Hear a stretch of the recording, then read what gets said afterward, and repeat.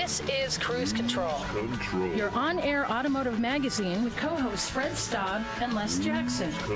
Everything you need to know about new and used cars. Industry news. We'll fix or repair your car on the air. Fasten your seatbelts and let us take the wheel. Now, your ride is about to begin. Because you're on Cruise Control. Cruise Control. Cruise Control.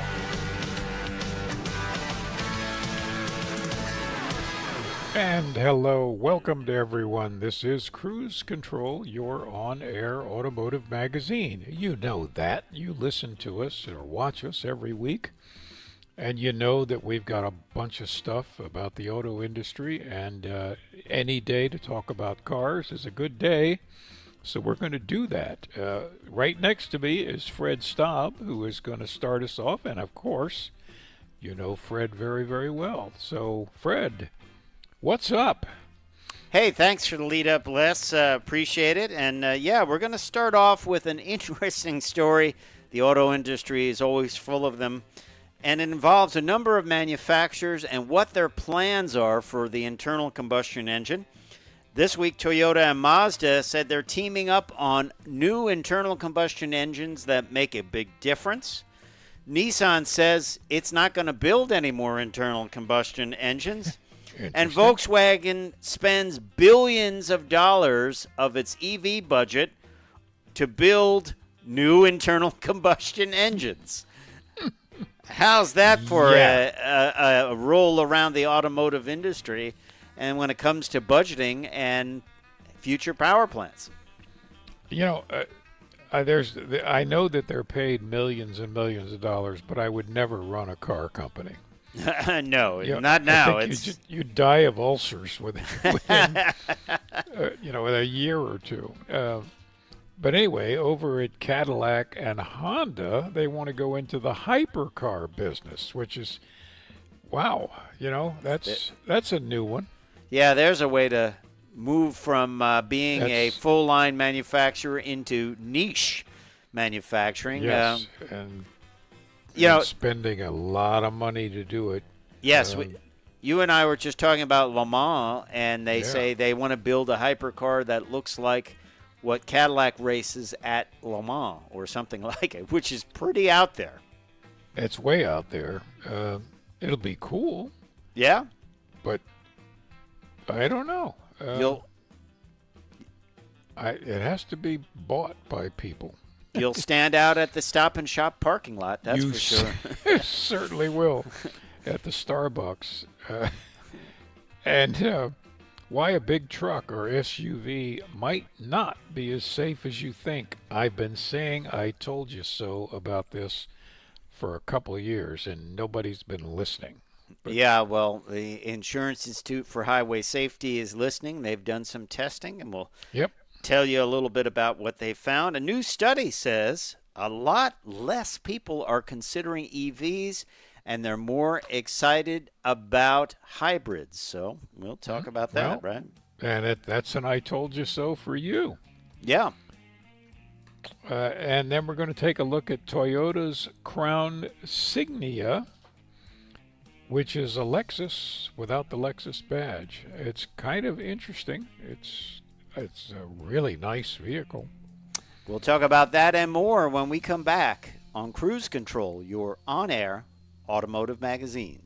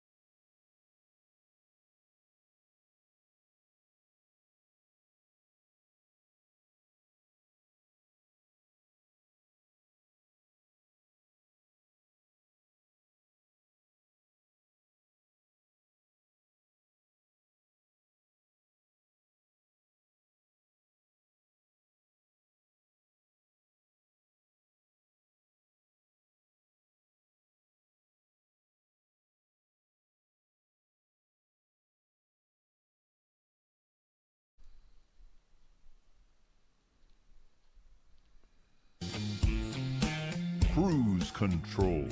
And welcome back to Cruise Control, your on-air automotive magazine. Get out your road maps, everyone, because there's a lot of manufacturers talking about internal combustion engines less. And there was talk that they'd go away, but apparently they're not going away because Toyota and others are building what they call game-changing internal combustion engines. So let's start with Toyota. Toyota and Mazda are teaming up on these new internal combustion engines that their chief technology officer, the Toyota chief technology officer, says are completely different than the internal combustion engines. They will be both a 1.5 and a 2.0 liter engines, and he says they will be completely different. A shorter piston stroke. They're going to be smaller. Yep. They'll revolutionize vehicle packaging, enabling lower front ends. The torque lost in the process will be compensated by instant response from an electric motor. They are being developed primarily with hybrids in mind. Like, remember, most of the engines that are built in hybrid systems exist on their own, and they just, hey, they Right. have them, so they integrate them into a hybrid system, right? These are going to be purpose-built. They even have the idea of powering them with synthetic fuel as a thought. So this is a big announcement for both Mazda and Toyota. And certainly if they're developing these new engines, they're going to run past 2030, 2035. Sure. This seems like something somebody would have thought of years ago, but apparently not. Now, again, it's real easy to talk about this stuff, but when you sit down there and you actually engineer and machine the parts, that's where they separate the people that know something from those who don't. From those who wish they did. Who wish they did, and it's really, really, really hard to make something work, and then work in all kinds of weather, all kinds of stress situations, and have Toyota reliability. Right, and last for 20 years. So tricky to say the least. But I love it. I love the idea of it. I love the fact that, you can make an engine, do what you want, and wherever you're losing the torque, you just have an electric motor taking the place when it's needed, or as part of it. So cool. I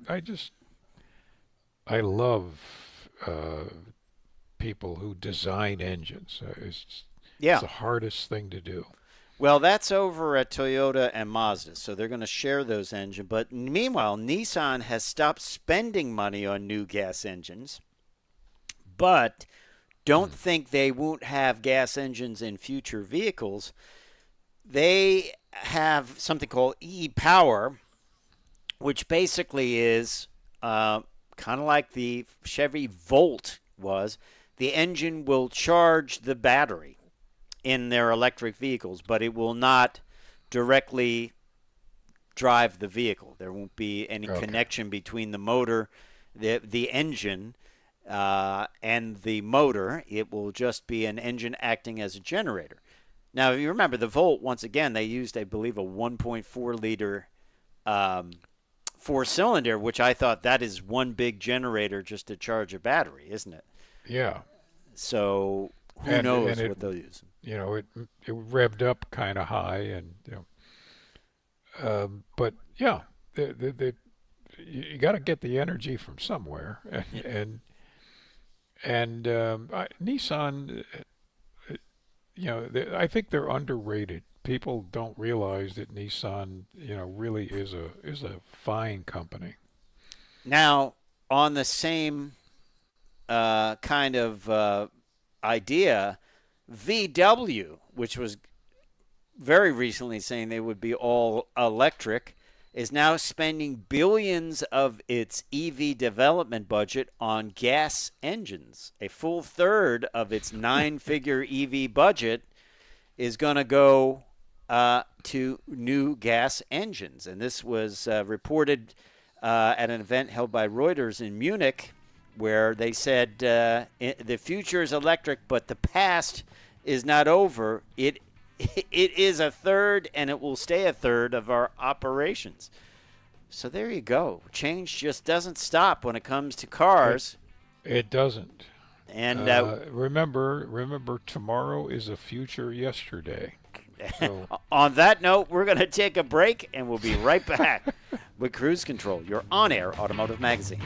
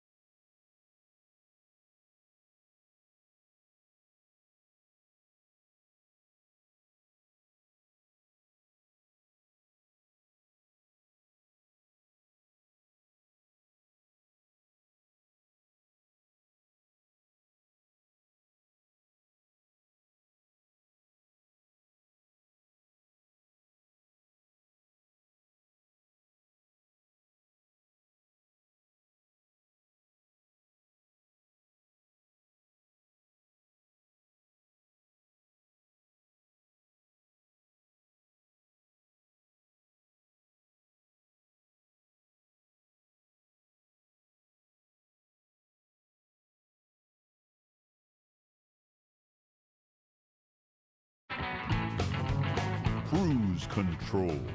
And welcome back to Cruise Control. Speaking of hypercars, What? well, I was speaking of hypercars. You were trying to avoid the subject, but no. In fact, we teased that Cadillac and Honda want to go into the hypercar business. Now, that's a weird business because it's what is made is really, really expensive. Look at the Bugatti Chiron, Yeah. Chiron, however it's pronounced. And these things are a couple $1 million, $3 million. All the Rimac vehicle. Yeah. And Pagani. And it's Is it Pagani, right? Or is it? Yeah, Pagani. right, and a Pagani, Pagani. That's it. and That's it. and the one with the longest name, but it starts with a Z. Koenigsegg. Koenigsegg, yeah. Yeah. Anyway, Cadillac and Honda actually want to go into this business. Now, I can see Cadillac doing it because it's a high end, but Honda isn't the first company I would think of that would want to go into this business. Is it chest pounding? Is it leveraging racing and turning it into a, use that technology and make a hypercar? I mean, do they make a lot of money off of hypercars? It seems like it's low volume. I wonder if they do. I think they do it for the love of it. Mm-hmm. I know that the original Bugatti Veyron lost about $1 million on every one they sold. No, it's almost as bad as electric vehicles. Well, except that they knew they would, because the idea was just, it was an engineering exercise that the company said, okay, you can do it, just to see if it can be done. And as time has progressed, it's probably breaks even or makes a little money. I don't know. But Cadillac is planning to build a hypercar. They're not confirming anything specifically about the development. They may draw upon their Formula One and Le Mans endurance racing efforts.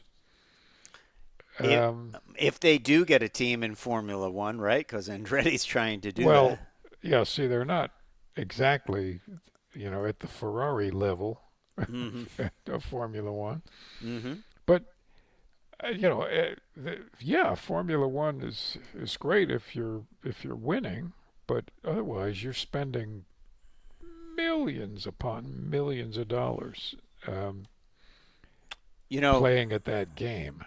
Their Project GTP race car, which was later renamed the Cadillac V-LMDH.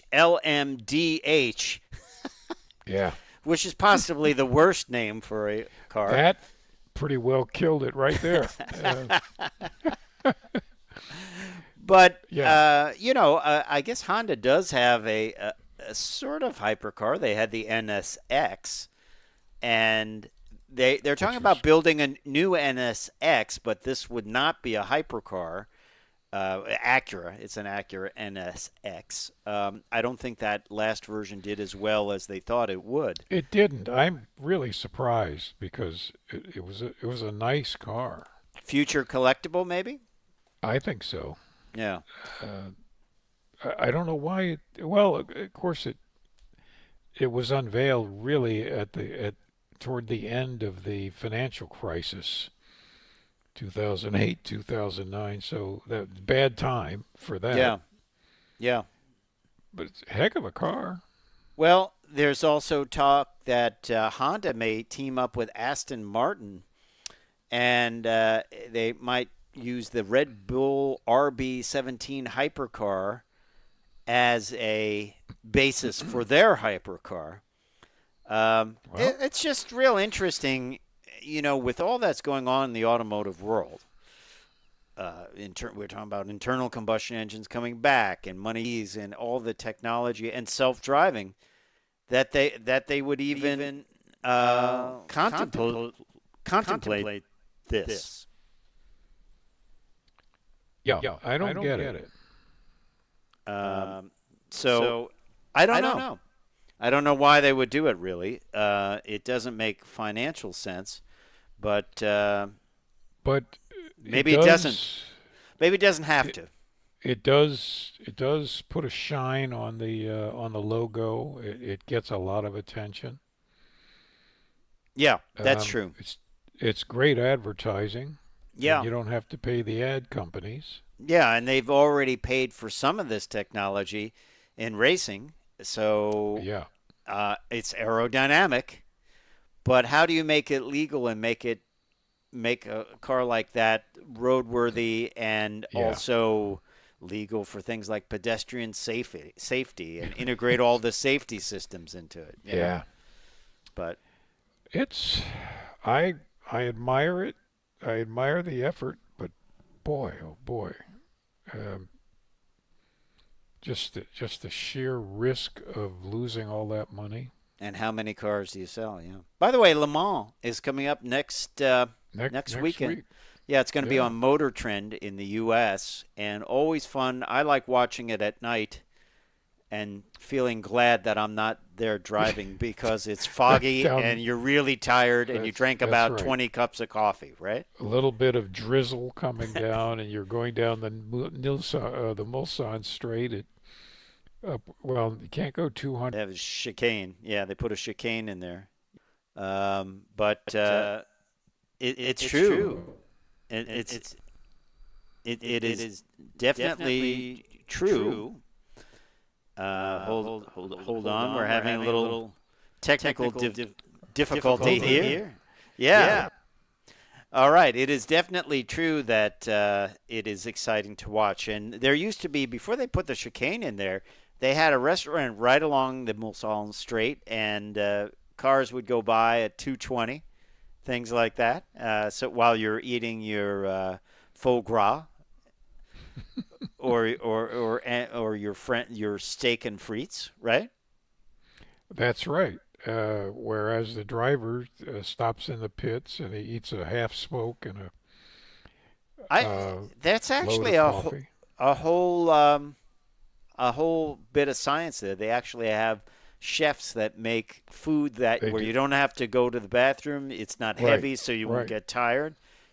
And you don't want to drink a lot of coffee because, believe me, as someone that's worked through the night, you feel terrible after you drink a lot of coffee. That is true. Yeah, very few people. Everybody saw Ford versus Ferrari, and I happen to know that this is 1966. Ford spent $23 million in '66 to field those GT40s and win. Yeah. So think about how much that would be today. Yes. Yes, and yes. So I think the way to drive Le Mans is get a simulator and you can drive it, and if you lose it on a turn, it doesn't matter. That's right. You can hit the reset button. Hey, we've got plenty more cruise control coming up here. Why big trucks and SUVs may not be as safe as you think. We'll have some IIHS studies on that. And a new study says, Les, that people are not really considering EVs as much as they were in the past. Plus, we'll have a look at this vehicle, one I'm actually going to review this week.